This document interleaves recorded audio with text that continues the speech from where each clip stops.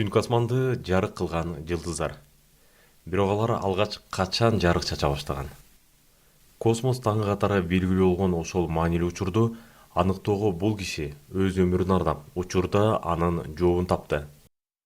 Ыйык Граал боюнча жылдыздардын жана галактикалардын алгачкы мууну тууралуу билүү үчүн артка көз чаптыруу жетиштүү.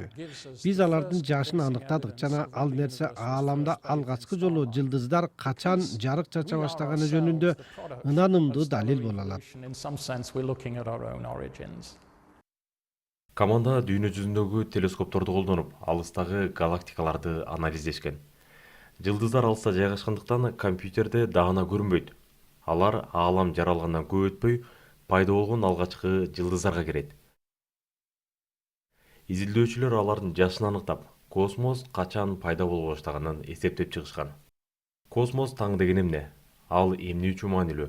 Аалам 13,8 миллиард жыл мурда чоң жарылуу болгон учурда пайда болгон.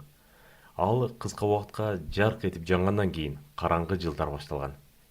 Кийин жаңы изилдөөгө ылайык ал жаралгандан 250-300 миллион жыл өтүп, ааламга жарык чачкан алгачкы жылдыздар пайда боло баштаган. Ал мындайча болгон: кызгылт көк түстөгү аймактар гидроген газынан пайда болгон булуттар. Алар жарылуучу заттар сыяктуу жанган жылдыздарга айланганга чейин өтө жыш абалга жетет.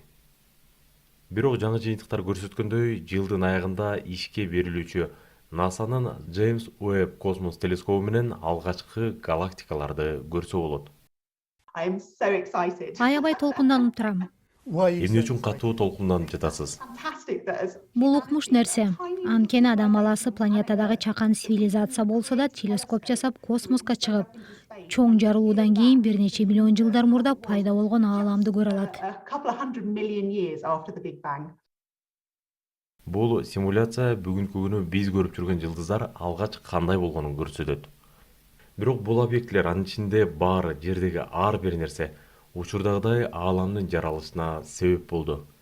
Биз болсо космос түзүлгөндө пайда болгон жылдыздардан жаралганбыз.